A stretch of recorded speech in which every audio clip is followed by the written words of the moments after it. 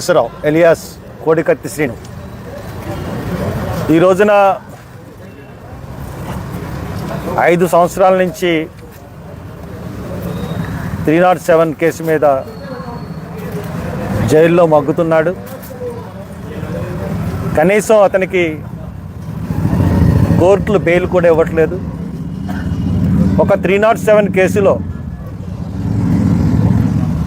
విచారణ జరపకుండా ఇంతకాలం బెయిల్ ఇవ్వకుండా ఉండడం అన్నది స్వాతంత్ర భారతదేశంలో ఇదే మొట్టమొదటిదని నేను ఘంటాపథంగా చెప్పగలను. బ్రిటిష్ టైంలో కూడా స్వాతంత్ర ఉద్యమం చేసిన వాళ్ళని దేశ ద్రోహం కింద అరెస్ట్ చేసిన వాళ్ళ మీద కూడా బెయిల్ ఇచ్చిన సంఘటనలు ఉన్నాయి. అది గాయం బట్టి 307 పెట్టడం అన్నది జరుగుతుంది. It's a grievous injury, simple injury. అతనికి ఎయిర్పోర్ట్లో భుజం మీద గీసుకుంది, నాట్ ఏ గ్రీవియస్ ఇంజరీ.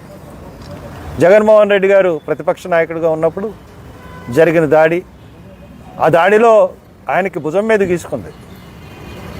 కోడికత్తి శ్రీను ఇంటెన్షన్గా గీశాడు తప్పితే తీశాడేమో, బట్ అది చంపాలన్న ఉద్దేశం మటుకు అతనికి లేదు. దీనివల్ల జగన్మోహన్ రెడ్డి లాభం పొందుతాడన్న ఉద్దేశంతో చేశాడు. దీని వెనకాల ఎటువంటి కుట్రలు లేవని చెప్పి దర్యాప్తు సంస్థ అయినటువంటి ఎన్ఐఏ తేల్చి చెప్పింది. ఇండియాలో టాప్ దర్యాప్తు సంస్థ ఏదన్నా ఉందంటే అది ఎన్ఐఏ, నేషనల్ ఇంటెలిజెన్స్ ఏజెన్సీ. వాళ్ళు చెప్పిన తర్వాత కూడా వాళ్ళు కోర్టులు బెయిల్ ఇవ్వట్లేదు. ఇది న్యాయ వ్యవస్థ ఒక్కసారి సుప్రీంకోర్టు దీని గురించి ఆలోచన చేయాలి. ఎంత జడ్జిలకి డిస్క్రిషన్ పవర్ ఉంటే మటుకు ఒక అమాయకుడిని ఇన్ని రోజులు జైల్లో నిర్బంధించడం అన్నది చాలా దారుణం. నిన్న కోడికత్తి శ్రీను ప్రకటించాడు, వాళ్ళ కుటుంబ సభ్యులు విజయవాడలో ప్రకటించారు, రేపటి నుంచి కోడికత్తి శ్రీను ఆమరణ నిరాహార దీక్ష చేయబోతున్నాడు. అదేవిధంగా కుటుంబ సభ్యులు కూడా మేము ఎక్కడో చోట కూర్చుంటాం, ఎక్కడన్నా ముందు ప్లేస్ చెప్తే మమ్మల్ని అరెస్ట్ చేసేస్తారని చెప్పి ఈరోజు కూడా నేను కూడా ఎవరికి ఇన్ఫామ్ చేయకుండా, ప్రెస్కి కూడా ఇన్ఫామ్ చేయకుండా, ఎందుకంటే ఇక్కడ నన్ను హౌస్ అరెస్ట్ చేస్తారు, నా ఇంటికి ఎవరిని రానివ్వరు. అందుగురించే నేను చాలా సీక్రెట్గా ఈ దీక్ష ఏర్పాటు చేయడం జరిగింది. ఈ దీక్షకి నా ఫోన్ మేరకు ఇంతమంది వచ్చారు.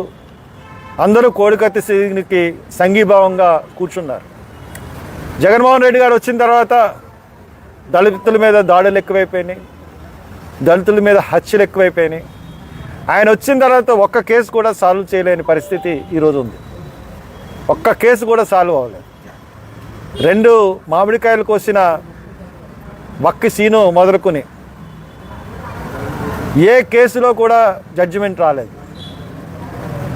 అటువంటి పరిస్థితుల్లో గవర్నమెంట్ ఉంది. అంటే చాలా చిన్న చూపు చూసే పరిస్థితి గవర్నమెంట్లో ఉంది. ఇటువంటి పరిస్థితుల్లో మేము కోరేది ఏంటంటే ఇమీడియట్గా కోడికత్తి శ్రీనుని విడుదల చేయాలి. జగన్మోహన్ రెడ్డి గారు రాకపోతే, కోర్టుకు వచ్చి వాంగ్మూలం ఇవ్వకపోతే ఆయనకి NBW ఇచ్చి అరెస్ట్ చేసి జగన్మోహన్ రెడ్డి గారిని, ముఖ్యమంత్రి గారిని అరెస్ట్ చేసి కోర్టులో హాజరుపరచాలి. న్యాయం అంటే న్యాయం అందరికీ సమానమే. ఇప్పుడు సాక్షులైన వాళ్ళు 2-3 సార్లు రాకపోతే ఇమీడియట్గా వాళ్ళకి NBW ఇచ్చి కోర్టులకు రప్పిస్తున్నారు. జగన్మోహన్ రెడ్డిని కోర్టులు ఎందుకు రప్పించలేవు? మ్యాజిస్ట్రేట్ కోర్టు అవనండి, ఏ కోర్టు అవనండి, లేకపోతే జిల్లా కోర్టు అవనివ్వండి, ఇమీడియట్గా జగన్మోహన్ రెడ్డి గారికి NBW ఇచ్చి వెంటనే ఆయన అరెస్ట్ చేసి కోర్టులో ప్రొడ్యూస్ చేసి ఆయన ఏం చెప్పాలనుకుంటున్నాడో చెప్పాల్సిన బాధ్యత ముఖ్యమంత్రి మీద ఉంది. కాబట్టి ఆయనకి క్షమాగుణం ఉంటే ఇమీడియట్గా రావాలి. ఎందువల్లంటే ఆయనకి గీసుకున్నది చిన్న గీత. ఆయన ఒక్కరోజు కూడా హాస్పిటల్లో ఉండి ట్రీట్మెంట్ తీసుకోలేదు, గంట ఉన్నాడేమో హాస్పిటల్లో. అటువంటి దెబ్బకి 307 పెట్టడమే పొరపాటు. 307 పెట్టిన తర్వాత ఇప్పుడు దాకా 5 సంవత్సరాలు ఉంచారంటే అది ఇంకా పొరపాటు. కాబట్టి ఇమీడియట్గా కోడికత్తి సీనుని రిలీజ్ చేయాలి. కోడికత్తి సీను ఇప్పుడు జైల్లో ఆమరణ దీక్ష చేస్తున్నాడు. తనకి మేము సంఘీభావంగా ఈరోజు దీక్ష మేము చేపట్టాం.